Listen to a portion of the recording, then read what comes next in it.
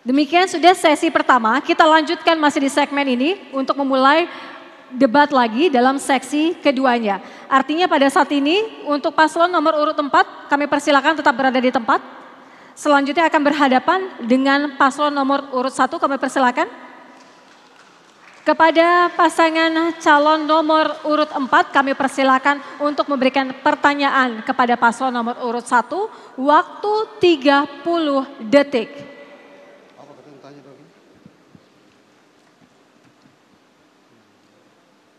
Terima kasih atas kesempatan paslon nomor 1 Barsi Bro. Kita tahu bahwa sumber-sumber PAD tidak saja dari retribusi maupun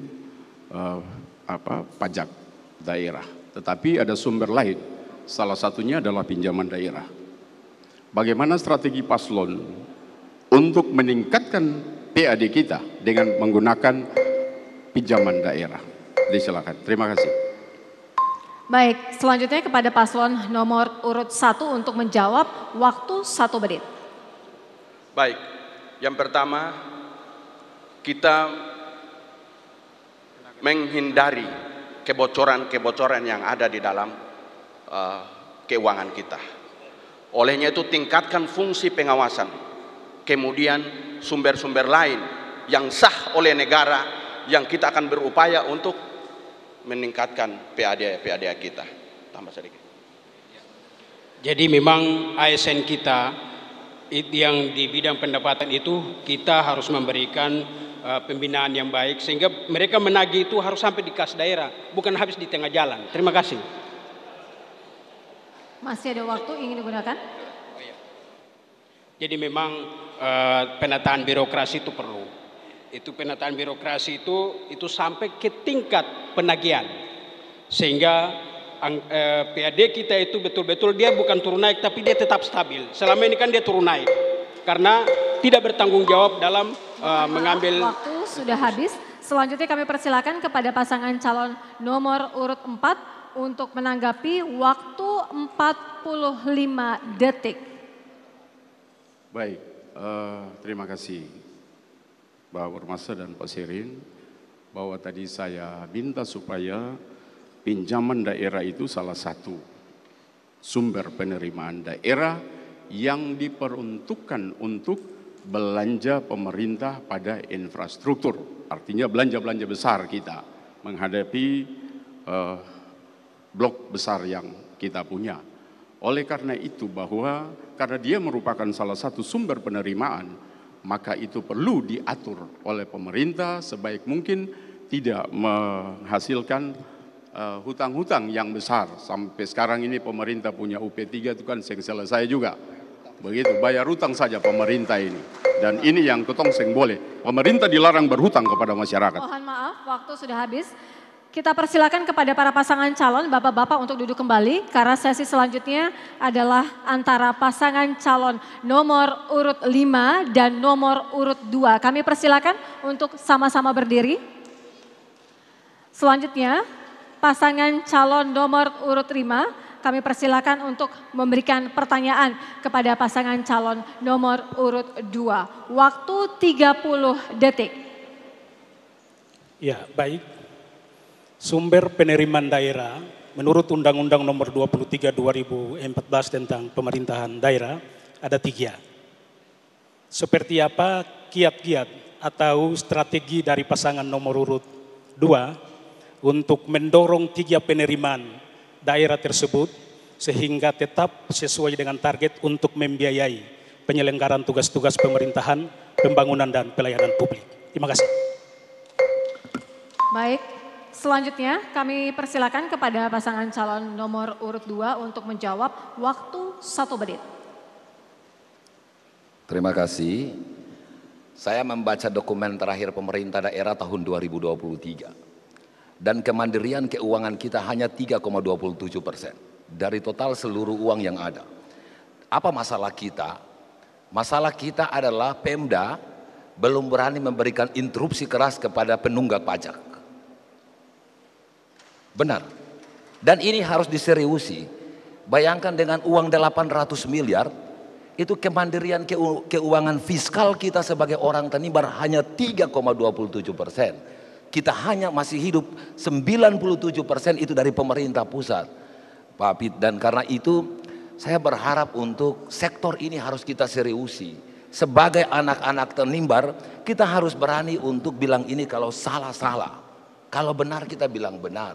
Kalau tidak sampai kapanpun kita tetap ada dalam kondisi keuangan yang sebagaimana tadi saya sebutkan tadi. Terima kasih Bu Pit.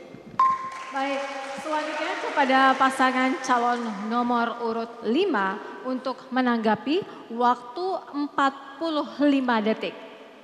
Ya, prinsipnya kami sepakat dengan apa yang disampaikan oleh paslon nomor urut 2. Namun demikian, tadi itu masih ada pada ranah pendapatan asli daerah.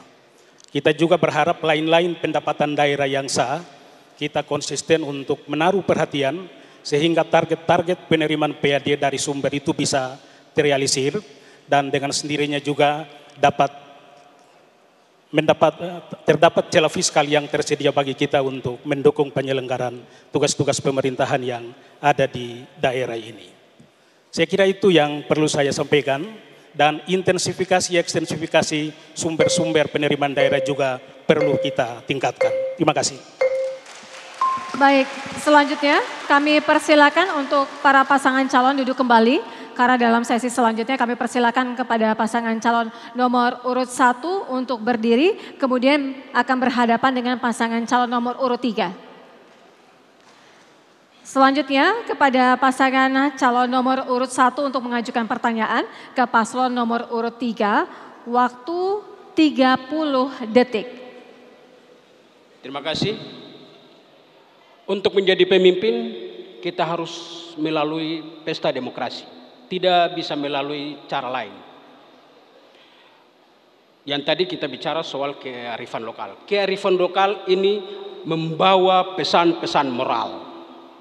Bagaimana caranya calon nomor 1, bagaimana kita bersama-sama meningkatkan nilai-nilai itu untuk menghasilkan pemimpin yang baik. Terima kasih.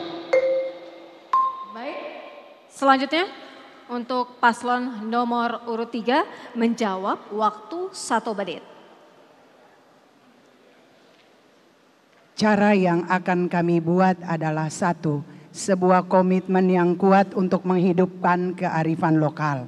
Yang kedua, ada proteksi atau payung hukum untuk menjadi proteksi atas setiap kearifan lokal, baik alam maupun budaya yang kita punya. Yang ketiga, kearifan lokal yang ada, kalau bisa kita buat menjadi sebuah industri kreatif. Untuk apa? Bisa menghasilkan apa yang mendatangkan income. Mulai dari pemimpin daerah dan juga masyarakatnya. Selanjutnya akan dijawab oleh. Untuk melahirkan pemimpin sesuai dengan budaya, kita punya budaya Duan Lolat, Pak. Di mana budaya Duan Lolat itu dia inklusif, dia terbuka, dia menerima seluruh beraneka-ragaman untuk bagaimana membangun ekonomi, membangun pemerintahan. Maka untuk melahirkan pemimpin, berharap untuk pasangan calon yang lain tidak sering menyerang suku, agama, ras, dan budaya, karena itu memecah belah. Mohon maaf, waktu sudah habis. Selanjutnya kami persilakan kepada paslon nomor urut 1 untuk menanggapi waktu 45 detik. Terima kasih. Pertanyaan saya bukan itu. Jauh, jawabannya jauh dari pertanyaan saya. Yang saya maksudkan adalah demokrasi adalah pintu masuk seorang pemimpin.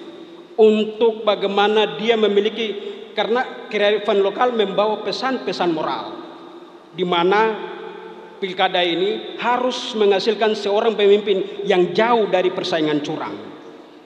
Karena dengan itu maka kita akan menghasilkan seorang pemimpin yang betul-betul jujur dan dia tetap menjunjung tinggi kearifan lokal itu dalam bekerja.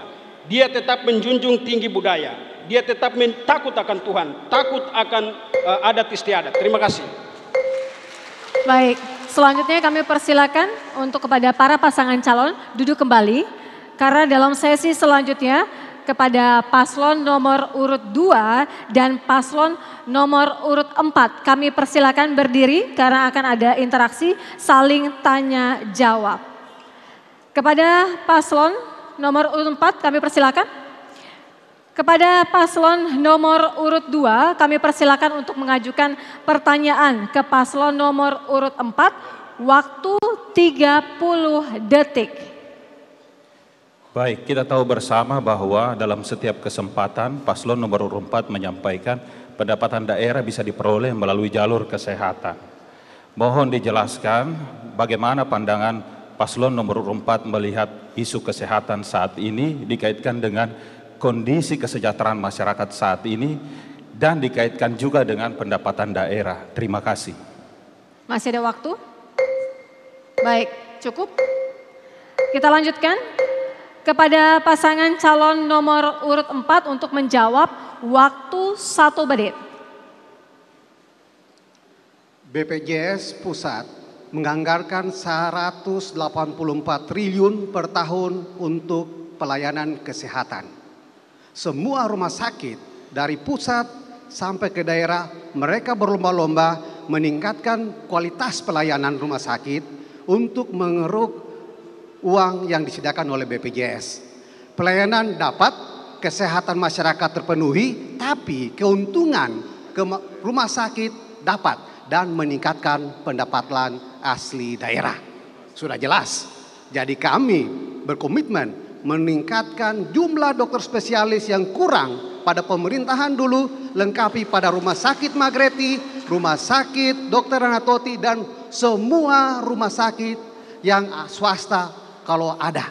Dan puskesmas wajib harus ada 1 puskesmas atau 1 desa, 1 dokter. Dan pilih boy poli semua akan terlaksana. Waktu habis. Selanjutnya kepada paslon nomor urut 2 untuk menanggapi, waktu 45 detik. Memang benar BPJS Kesehatan itu penting buat masyarakat Tanimbar. Tetapi saya juga terkejut tadi kalau ini semacam menjadi industri kesehatan. Saya yakin dan percaya pekerjaan dokter dan pengacara itu adalah officium nobile, pekerjaan yang mulia.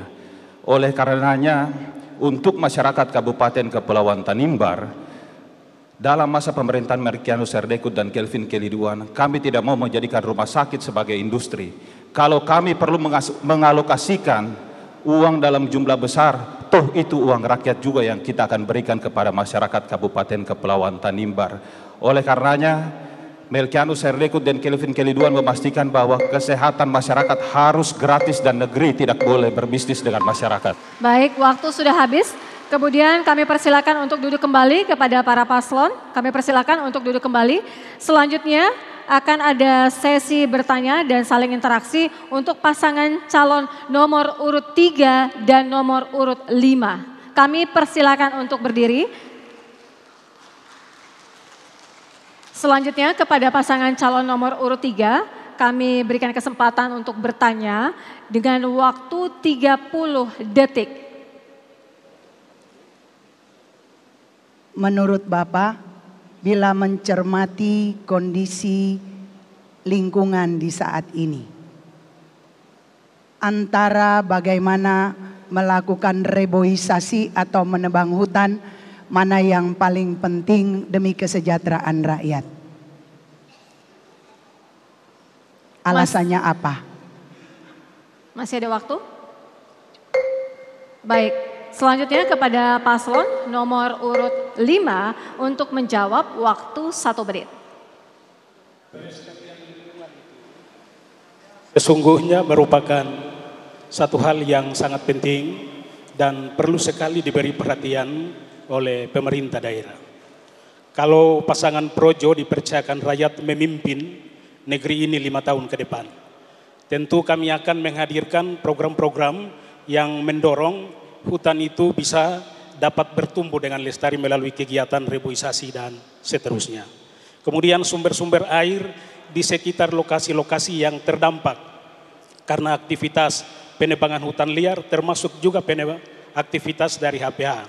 Kita dorong sehingga sumber-sumber air itu terjaga dan terawat dengan baik untuk menjaga kelestarian hutan kita di Tanimbar. Terima kasih. Masih ada waktu ingin digunakan? Sudah cukup?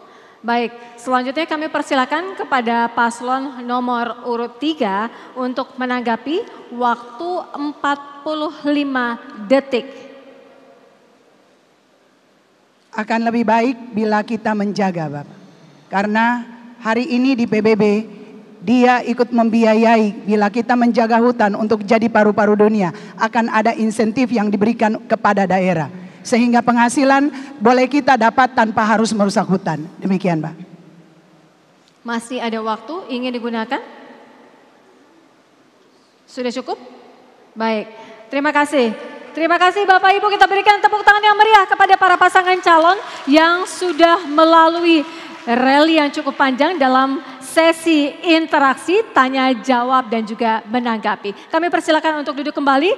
Pemirsa, usai jeda kita akan menyaksikan kembali seluruh pasangan calon Bupati dan Wakil Bupati Kepulauan Tanimbar 2024 ini akan saling berinteraksi, saling tanya jawab dan saling menanggapi dalam sesi selanjutnya. Usai jeda kami segera kembali, tetaplah di debat publik kedua calon Bupati dan Wakil Bupati Kepulauan Tanimbar 2024.